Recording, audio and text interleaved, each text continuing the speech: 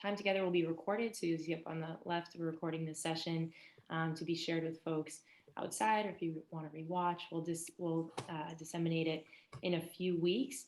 I'll also be monitoring the chat. So if you have any questions or comments, please feel free to put them in there, and we'll hopefully have some time at the end of this session for a Q&A.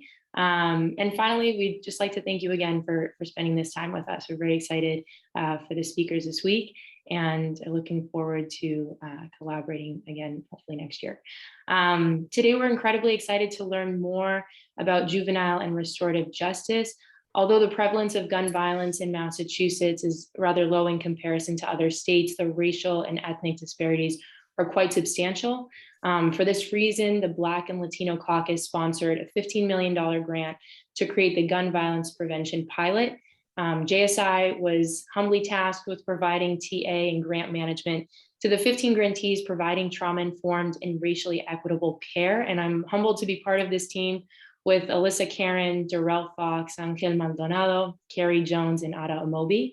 With this context, we're very excited to welcome Ms. Veronica Vargas to learn more about violence prevention. Veronica is a focused leader with over 20 years of experience developing and executing crime prevention and intervention, reentry, and therapeutic programming. Ms. Vargas has led work for national and international delegations, foundations, agencies, and individuals, as well as in domestic and international settings, including USAID.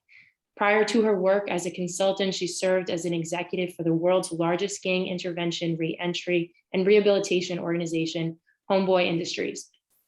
She provided direction to the founder and executive team on issues critical to the organization's growth, including research, trends, and policy advocacy.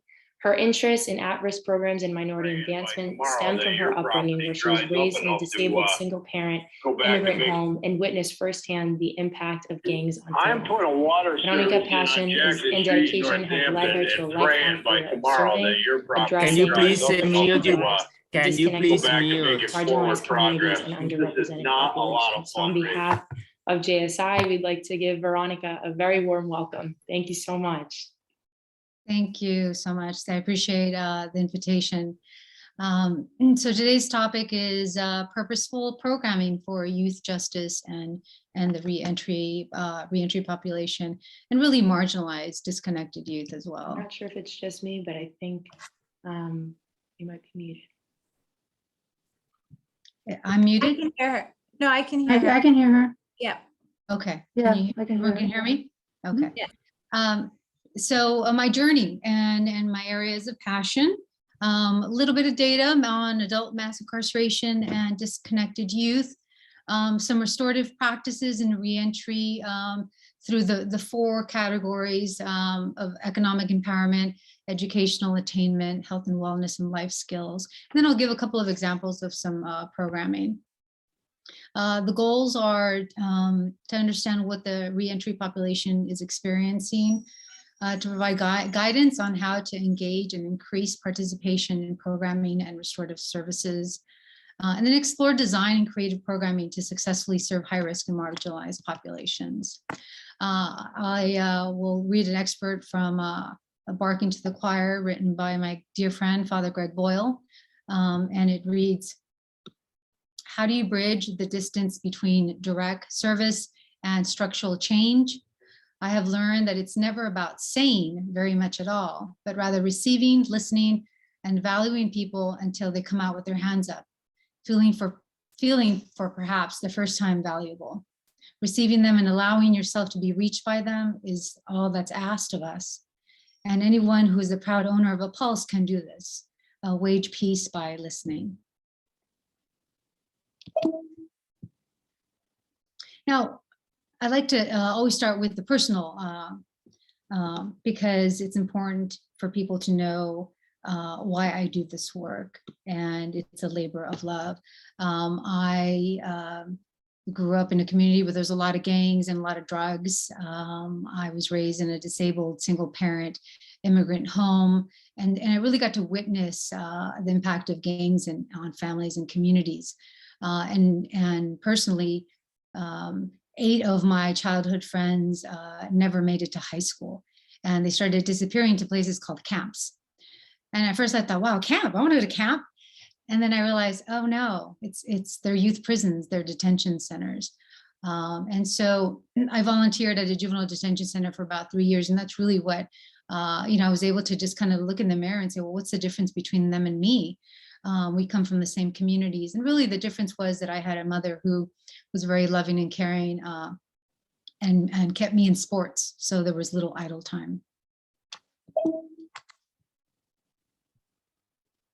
My areas of passion, I have 20 years developing and executing intervention, reentry, and therapeutic programming for nonprofits, government, and corporations. The menu of services includes everything from design and development to technical assistance or development, logistics, social enterprise development, to name a few. My consulting portfolio, I consulted for the Annie Casey Foundation, their juvenile justice strategy group, specifically focusing on ending youth prisons initiative, where I develop and implement in custody and reentry therapeutic programming for serious offending youth and young adults. I work directly with systems, and my definition of systems is our juvenile court judges, probation and parole departments, administrators, helping them make connections with the community and establish partnerships, and really reimagining programming. I'm also advisory member for a healing home that we are trying to develop that will be led by credible messengers or navigators. And it's specifically designed to provide services to serious offending youth where it's unsafe for them to go back to their communities.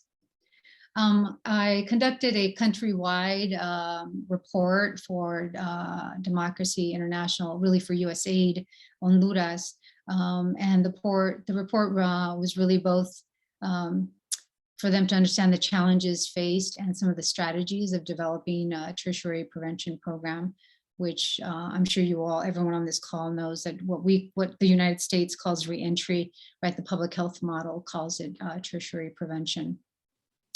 And I also do nonprofit organizational development for programs that want to become 501c3s. I assist with the state and federal filings, governance, and capacity building. My nonprofit journey is Homeboy Industries. Homeboys have been around for 33 years. And I was the decade that I was part of was the 2005-2015, where I led all aspects of the transition from the mom and pop 3,000 square foot building in Boyle Heights to the existing 21,000 square foot headquarters that you see there. That was kind of my claim to fame. And I managed and provided oversight to about 16 different programs and departments, including 50 professional staff, 300 trainees, and operated an $8.2 million budget.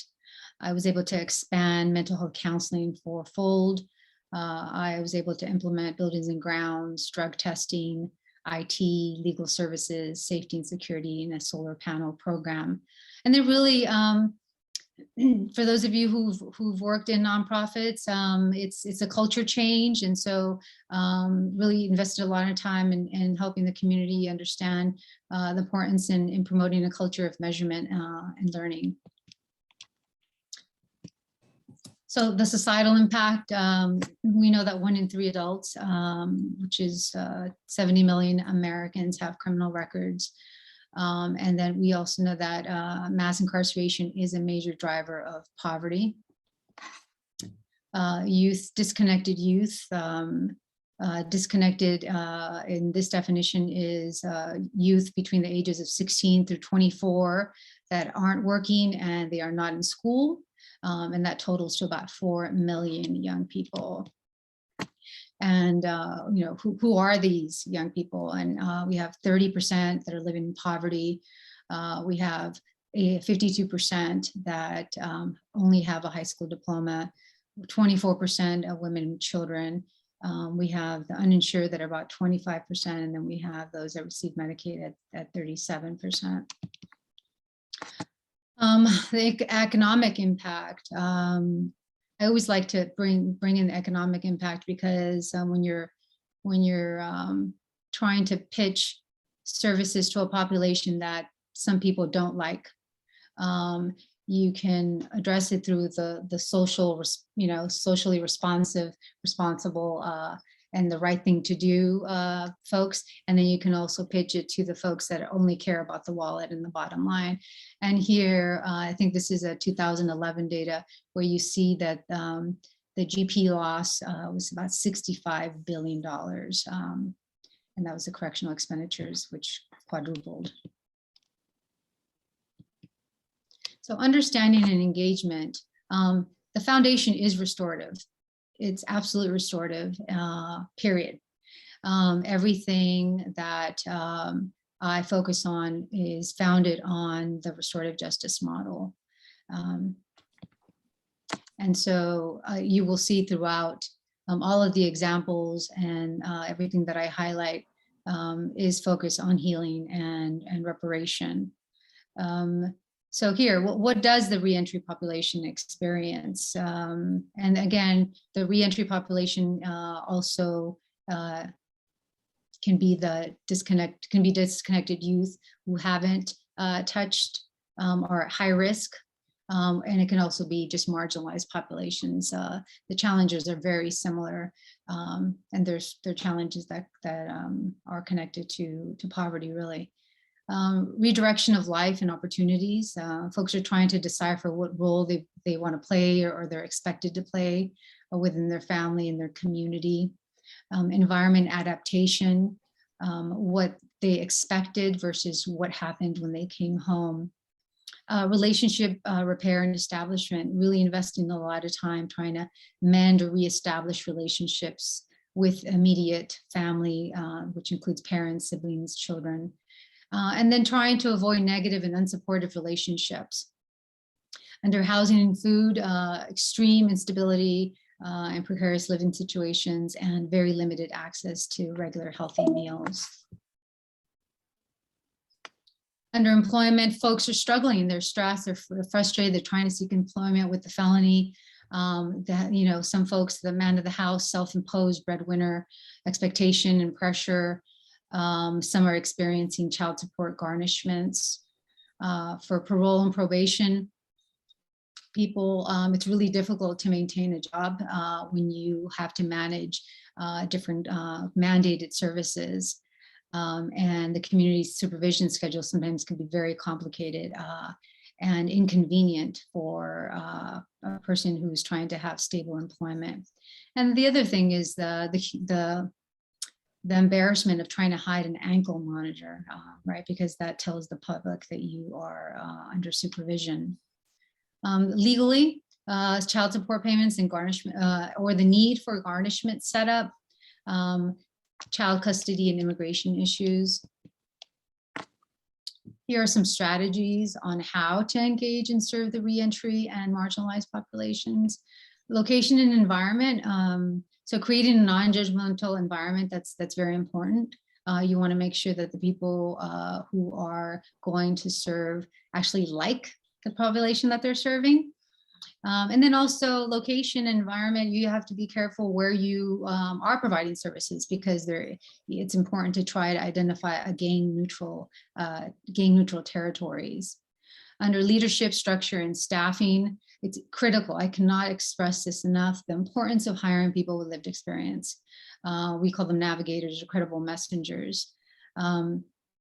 They are the people and they are the face. So when folks come in, they're the face that can say, hey, I've been there. I can walk with you. I know what you're feeling. Come on in. And so it's an immediate connection. The importance of training and coaching staff on the restorative justice model, the reentry challenges, engagement approaches, and culturally relevant programming. Again, you have to hire folks that want to work with this population. Otherwise, it is a complete failure and a disservice to the people that we are trying to help. Services and partnerships. I'm a huge advocate on partnerships. I think everyone should partner with somebody. The services should be individually tailored And you need to coordinate the service delivery, especially if there's specific services that are being mandated by parole or probation. Attempt to partner with organizations who, I'm going to highlight and really emphasize the word successfully serve the reentry population. Just because you are great at working with at-risk kids or prevention doesn't make you a candidate to work with reentry or marginalized communities. And again, huge advocate for partnerships, especially with academic institutions and community health departments, which are sometimes the two entities that people don't normally think of. Recruitment and participation. Again, navigators and credible messengers are extremely important in engaging and really bringing more people to inviting them to walk into the door to obtain services. It's important to contemplate a person's length of custody and their age. A young person who has experienced the Department of Juvenile Justice for 8 years will need a different type of an emotional support than, let's say, an adult who was in the Department of Corrections, which is the adult system. You want to serve without judgment. People know when you don't like them. And they know, they read body language very well. You want to listen first. You want to establish a relationship before you start addressing and criticizing their attire, their appearance. You want to gauge skill set and work towards growth and empowerment, not shaming. It's really important to assume, sometimes this is hard to believe for people, but it's assume that this is the first time they're being exposed to the information, and be aware that you might be the only supportive adult that they know. It's important to be and realistic, to be flexible with your curriculum. If you thought it was going to be an 8-week curriculum and all of a sudden it's taking you 2 months, that's okay. And then try to negotiate some of the mandated services with parole or probation.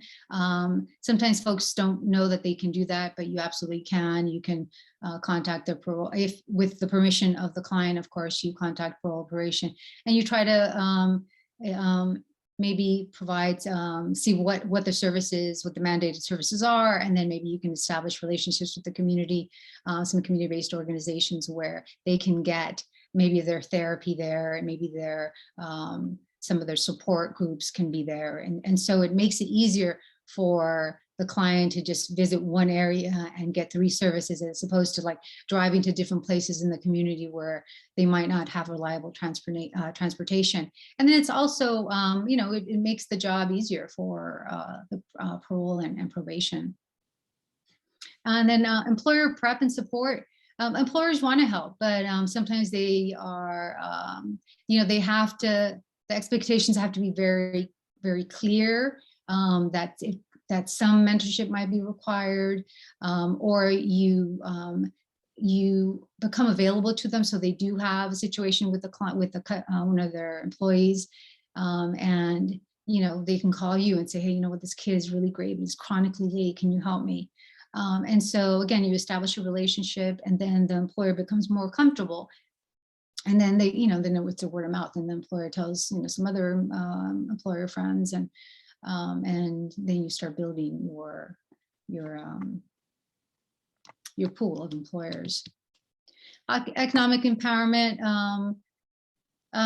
barriers to employment. We have 60% of formerly incarcerated individuals that are unemployed after 1 year of release.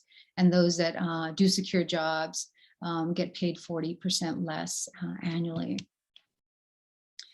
So under the economic empowerment opportunities, it's really important to be realistic and teach what to expect when there are jobs, when they're job searching. There's excitement, they're ready for their first job, they're ready to get paid with clean money. They want to make themselves and the people they love proud, but there's fatigue. Right? You've applied to 15 places, you're exhausted with the interview process, you're unmotivated and you're depressed, you're disappointed. disappointed that it's taken this long to find a job, you're feeling judged by employers, and then you're ready to give up. The habits of keeping a job, right? The healthy habits.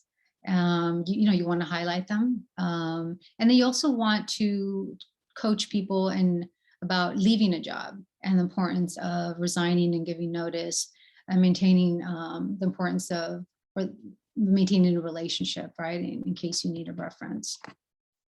Prepping clients on how to answer that question.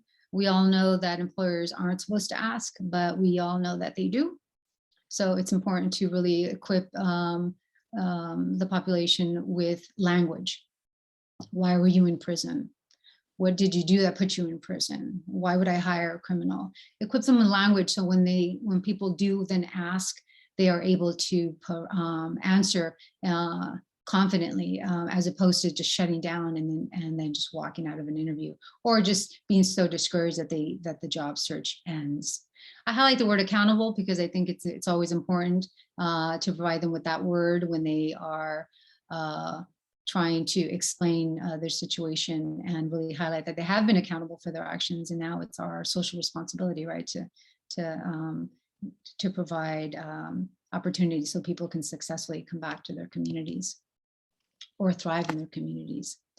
Financial literacy, the basic stuff, but also it's important and valuable to provide examples of how people get taken advantage. A lot of times folks come home and they have they've been in prison for a while and they have great credit. And so a family member or a friend will say, hey, you have great credit. I want to buy a car. Can I borrow a social security number? And then of course, they don't make the good payments and then your credit is ruined. Also, everybody wants to buy a car. We encourage it, but there's a little bit of legal and financial responsibility behind owning a car. So you want to always educate on what they are and some of the fines and the license and restrictions of owning a car, and some of the violations.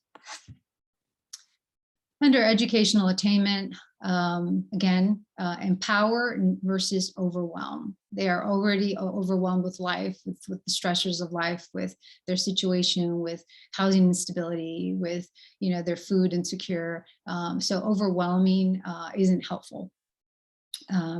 We have, this is a graph here, a percentage that incarcerated people in state prisons have completed at least some post-secondary education, but as you can see, it's a very small percentage. Educational attainment, these are basic, but they're really critical, especially a population that really lives and works off their phone. I mean, I guess we all work off through our phone, right? We're connected to it. So like part of the umbilical cord.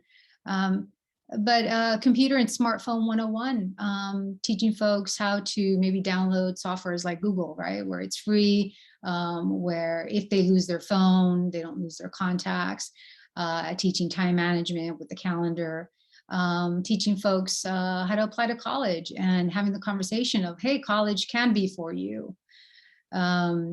Tutoring, teaching them, helping them pass their driving test. And then also literacy. The illiteracy rate is quite high. And so tutoring and helping people how to read is very useful. Civics education and duty, voting census. The resources, this is just a reminder that there are very resources available specifically to youth that are part of the welfare system, or youth who have been are on parole or probation, and even some adults that have been part of the Department of Corrections. There are resources available for education, and this includes the Department of Children and Protective Services. We have probation and parole departments, general relief, and the military. Under health and wellness, there are approximately, this data I think is from 2011, approximately 180,000 women that are subject to a lifetime ban of TANF. And then we have the glaring hike here of between 1980 and 2018 of folks that are in prison for drug offenses. Investment in health and wellness is critical. It's really important to address the mistrust in healthcare. We know our history has done a lot of experimentations on communities of color, and there's been significant misdiagnosis and over-medicating people. Healthcare habits, teaching people that the importance of, getting your annual visits and your annual checkups. And then also the importance and the value of getting your care through a clinical practice as opposed to through the emergency room. Healthcare navigation. I mean, heck, I need help with healthcare navigation because it's so complicated sometimes. And then specialized curriculum when you are partnering with organizations. There's opportunities to address healthy eating, disease prevention, and that can be done through, community health departments, partnering with organizations that focus on trauma-informed care, everything but from, cognitive behavioral therapy to cognitive processing therapy to insight therapy, child development, parenting, fatherhood, support groups, and then adolescent brain development. Curriculum is very important. Actually, probably even more important for the practitioners than for the folks receiving the services. The suggested partnerships for health and wellness are academic institutions, community health departments, and nonprofits in different faith-based communities. Life skills, we all strive to be empathetic and patient and flexible and trustworthy and accountable, but you first have to focus on your interpersonal growth and healing.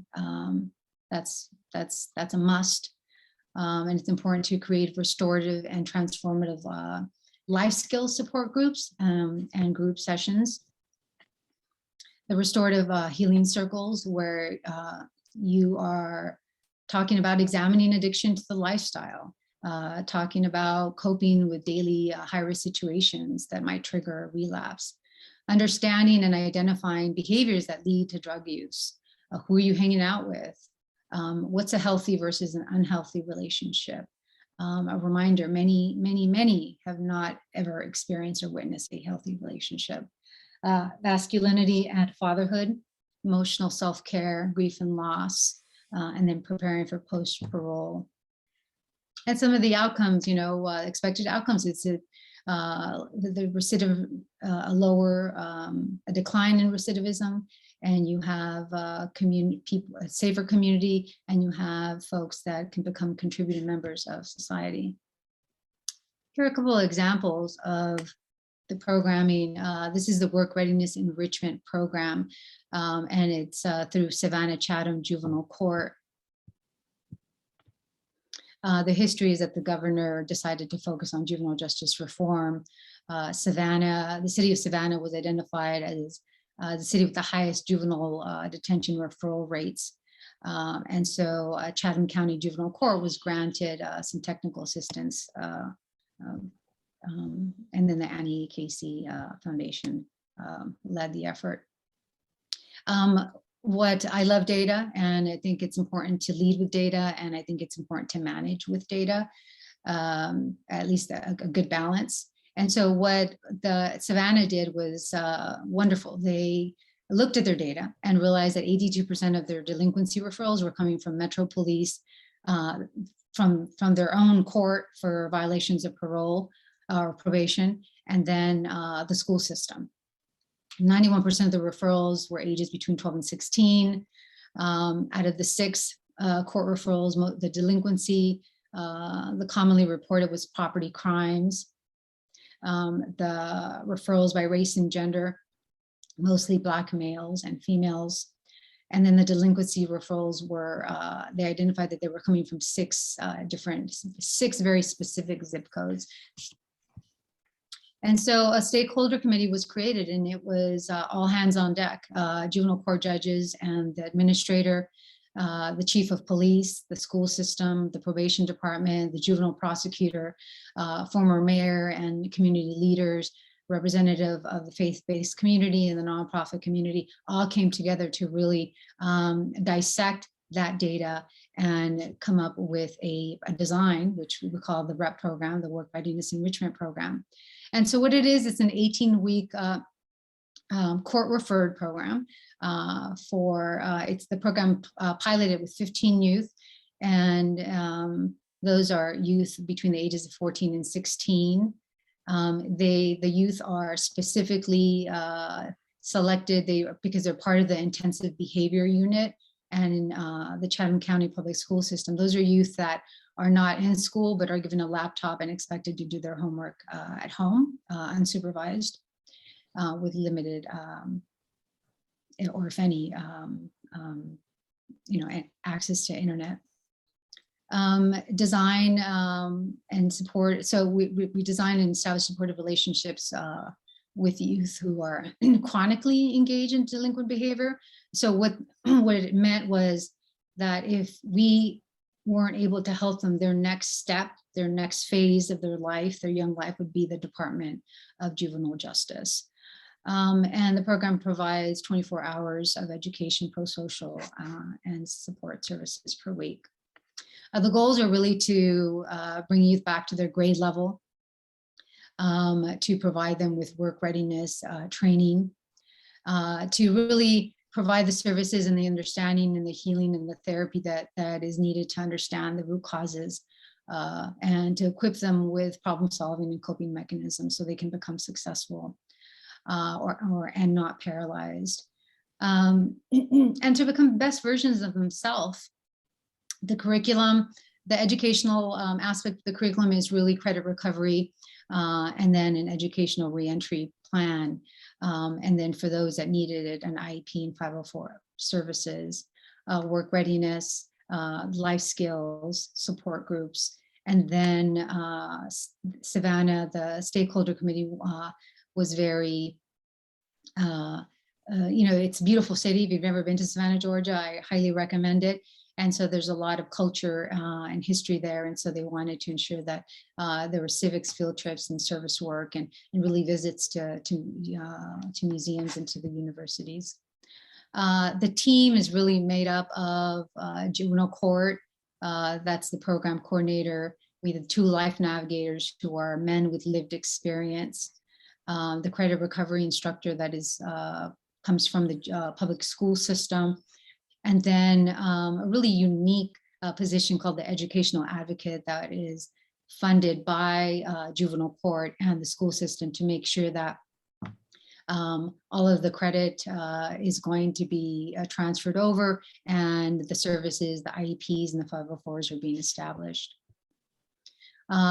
They have a multitude of program partners that are leading restorative justice circles, are leading workforce development, literacy programs, that promote pro-social activities, but the foundation is really therapeutic. And then just for those that are interested in working with probation departments and youth selection, this is the way Savannah identified the young people, 14 to 16, because that was the age group that were doing all the property crimes. The PDRA, which is the predispositional risk assessment, had to be a minimum of 2, chronic suspensions, not on grade level, disconnected from pro-social activities, CBT, and then no chins, which for them means children in need of services. That's a separate department.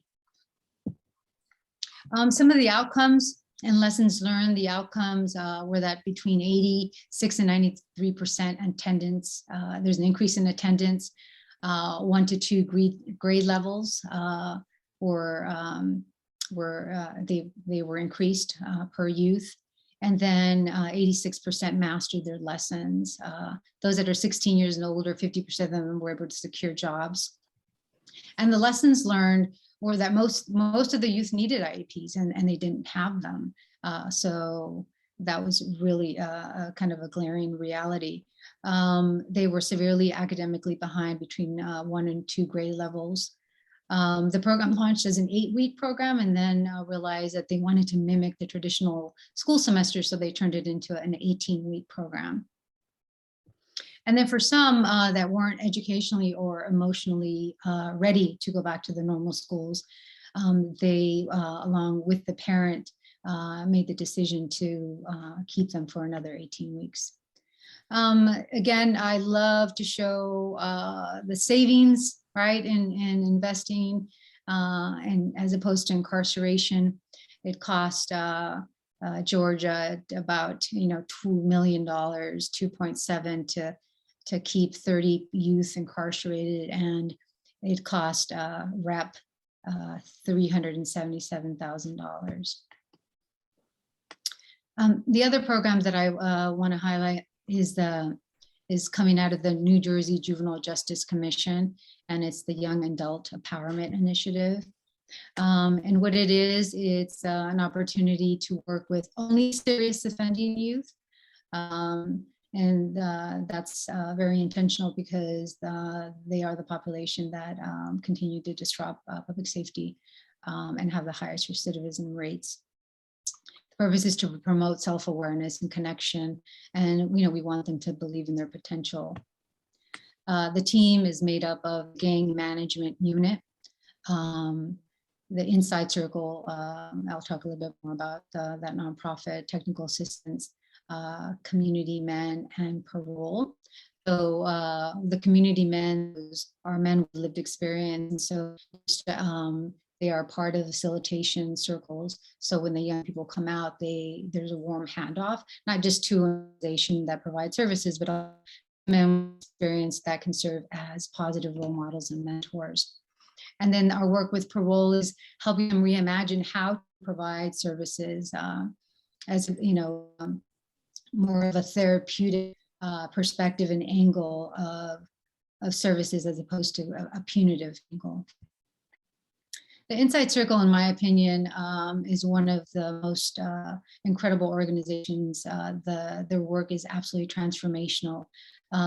They came out of the California state prison system, and they started really as a result of all the race riots that were happening.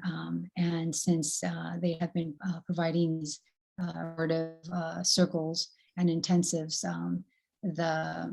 all the incidences have declined quite significantly. They focus on direct experiential learning and victim offender dialogues. And they also invest, they're out of California, but they do work nationally and invest in training men with lived experience, again, so they can then work directly with the young people. The journey, they're in the youth that are selected for the program, again, are serious offending youth, and they're getting ready to come home. And so the intensive healing circles happen probably 4 to 6 months before they come back. They're released. And then once they're released, they are connected to the YAE program. And the YAE program is, we have 2 weekly Zoom calls that cover life skills, financial literacy, work readiness. All of the topics that we offer are really tailored and based on the needs and the interests. We know that people can't live off of programming, so we provide them with a small stipend to compensate for their participation. And then we remind them that this is a voluntary opportunity. It requires interest and initiative. And if you're not interested, or just come back when you're ready. This is the technology that we use, Zoom, Google Gmail Calendar, and Drive. We like to encourage people to use the Drive and take pictures of their important documents, and so they can upload them. Marginalized populations, the reentry population, disconnected youth are very transient, and their documents get lost all the time. So we like to encourage them to save them on a drive. And so in case they lose their phone, or in case they have to, relocate, don't lose their information. We communicate via Slack. And then, of course, in order to get compensated, you have to have a bank account. Curriculum and session topics, again, work readiness, financial literacy, and life skills. And then these are some examples of the kind of the healing conversations that we have with them. Something like, what if I run into them on them, meaning your former gang members, your former crew or your former neighborhood in public transportation, or hey, everyone, I'm home and I'm free. And, what are the challenges of informing people that you are home? I wonder what my old girl is up to, right? Some of the challenges of relationships and how things can leak and get you caught up in trouble. And then for YAE, the restorative justice areas of focus are really family group conferencing, individual conferencing, offender responsibility, and reparation.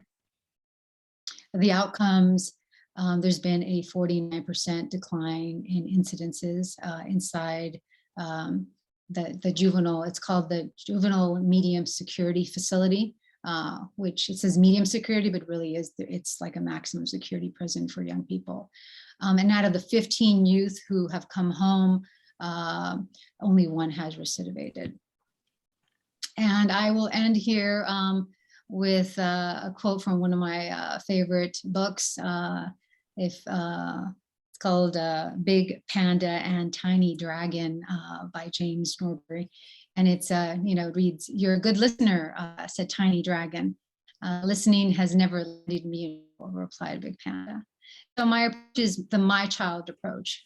How would I, if this young girl or boy were my children, how would I treat them? How would I serve them? And how would I care and love for them? And the question for me is never what's wrong with you. It's always what happened to you. And I want to thank everybody for your time and the invitation, and I'll take any questions. Thank you so much. This was a great presentation. Definitely learned a lot. I know that there were a few questions coming up in the chat, so I'll take them one by one. Our first is from Dana. She says, I'm very interested in finding ways to use dance and theater with youth who are reentering the community. Do you or any organizations you know of have any experience doing this? I would love to connect. Yeah. So Homeboy Industries, their mental health department offers a class called Dancing Heals. And it literally is a class where they go in and they're free and they dance. And for many, it's the first time that they are dancing sober. So it's a therapeutic space, but it's fun. Yeah, you can find that. Homeboy Industries has it. And Homeboy also has, if you've never been to Homeboy Industries, I mean, I'm absolutely biased, but it is a magnificent organization, and they have a global Homeboy network, which is a convening that they have once a year, where it allows people to come and learn about their model. And then other folks who have implemented components of their model come back and share what they've done in their communities. Because it's, again, there is no cookie cutter model. You create based on your community and the needs of your community, and it has to be culturally appropriate. Thank you so much. And keep the questions coming. You can directly message myself or just put them in the chat. The next question is from Nancy. She said, this is quite wonderful, a detailed outline / primer on everything needed to repair youth lives. One confusion is what is meant here by, quote, restorative justice. I'm thinking about the way the term is used in many traditional Native American community programs for youthful offenders, where there is a restitution component. So I don't have a whole lot of experience with the Native American community. I have worked with some organizations where they have circles, and they have the elder, and they do reparation in relationships, and it's kind of a victim offender conversation, and they bring the community together, so then that the under hears from everybody who's been affected in the community by their actions, and so that's kind of the victim offender approach. The approaches and the examples that I provided here are really more focused on the offender reparation and community reparation, only because it's a younger population and they're not emotionally, they're not as mature, and they're still struggling to understand their journey and their distance traveled and the decisions, and they're still kind of focused on accountability. I hope that was helpful. Thank you so much. Our next question is from Rachel. She said, many court-involved youth have challenging family environments. Is there an aspect of the intervention that works with the family to facilitate reentry? Yeah. So part of the family conferencing approach is, you have a lot of situations. I'll use an example of this one youth who's been part of the welfare system since he was 5. Mother just came home from prison, father's not there, very complicated, unsupportive home environment and housing instability. And so what we've done with him is, first we connected him with a therapist who has experience working with serious offending gang involved youth, and then address some of kind of his own kind of accountability aspect of it. And then we opened it up and had conversations and invited the mom and the grandmother to come in, and as a group to talk about how do you repair the relationship, how can it be repaired, what needs to happen. And really it provides a space, a healing space for everybody to kind of hear their journey, their experiences, their lens. And that's very effective. It's time consuming, and it might work really well for like 2 weeks, and then something happens, it blows up, and then you have to come back to it. But it is a very effective approach for reparation. Thank you very much. Our next question is from Alyssa. She notes, thank you for the detailed presentation. I would love to hear more about what mental health support approaches have been effective, as well as strategies to connect re-entered youth to stable housing. So I'm not a therapist, but the team that I work with focus on CBT, insight therapy, and cognitive processing therapy. I know what works best is not the traditional client, therapist, let's sit down and let's kind of talk. That sometimes works, but it really has to be very creative. And so you want to partner with mental health or organizations that have therapists that run therapeutic programming that's pro-social and it's fun, and it could be like a music engineering course, and in that process you're having conversations about what are the tools and the coping mechanisms, understanding your emotions, right? Anger has a purpose. Why are you experiencing it? And then the housing piece, there's you have some folks who believe that young people should be close to home. And that's true for specific types of populations, but that is not true for all of them, especially for, and I won't say just serious offending youth, but there are many examples of their home is the place of danger. Their home is the place that is hurt them the most. And so you want to, like the healing home that we're trying to establish, it is specifically for that purpose, because they're not ready to be on their own and have their own apartment, but it's a place where you can pluck them out of their community so they can be able to understand the harm that they've caused. A supportive environment that's led by men with lived experience who can kind of guide and be there and walk with them.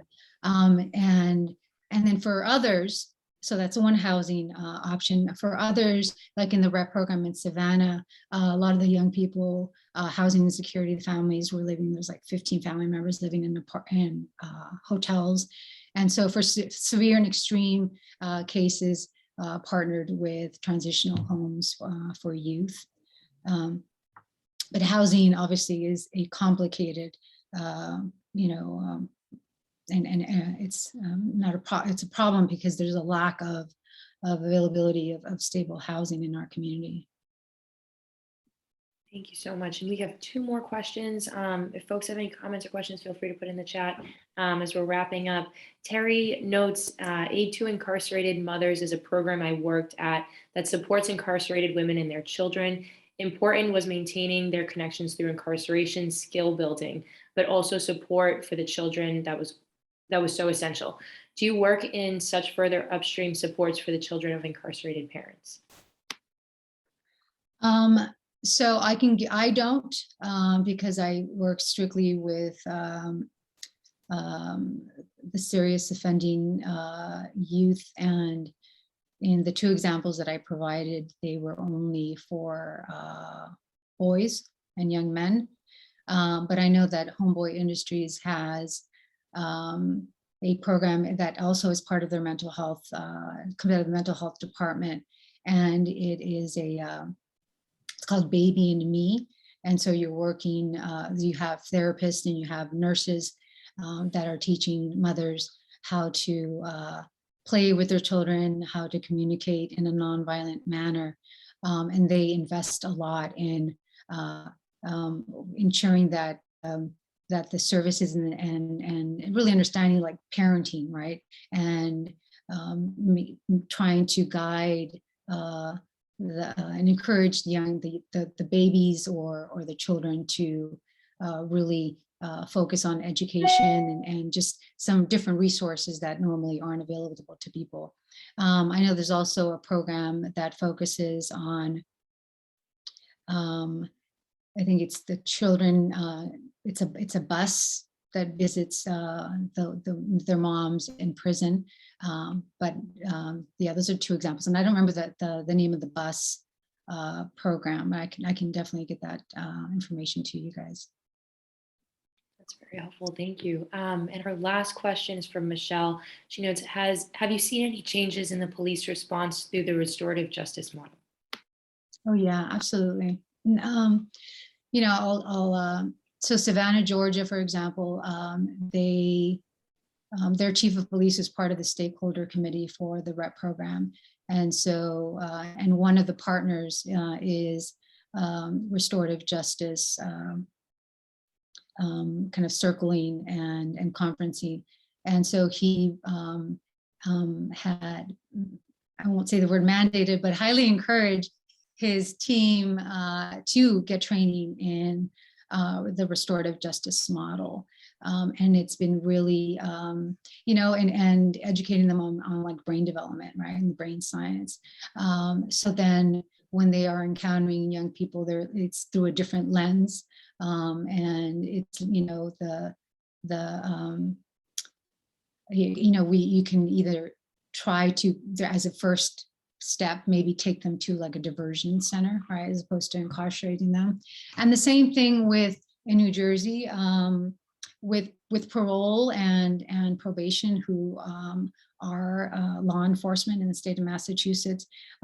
Really, it's been transformational for them to be part of the training and the curriculum, and kind of bringing them, inviting them to be part of the experience, right? So then they can better understand it, as opposed to being an outsider trying to figure it out and not being sure what are these people doing. And so you invite them to the table and you make them part of the team, and it's been very effective. Yeah, that's a great question. Thank you. That's something we're seeing here too in our gun violence prevention work, the C3 policing, and it's all about inviting folks to the table and doing it in a collaborative way. So thank you very much. We're right. We have 1 more minute left. If you have any last minute questions, feel free to send them and we can email Veronica. But if not, I'll close out with a big thank you and a virtual hug to everybody. Thank you for spending this time with us. This was incredibly compelling, as Terry mentioned, and we're excited to learn more. So thank you, everyone. And just a reminder, we're continuing with these sessions on Wednesday. we have a session on climate change and migration. And then on Friday, we are meeting with Hector to talk about the Latinx vote. So thank you, everyone. And I hope you have a lovely rest of the day. Take care. Thank you, everybody.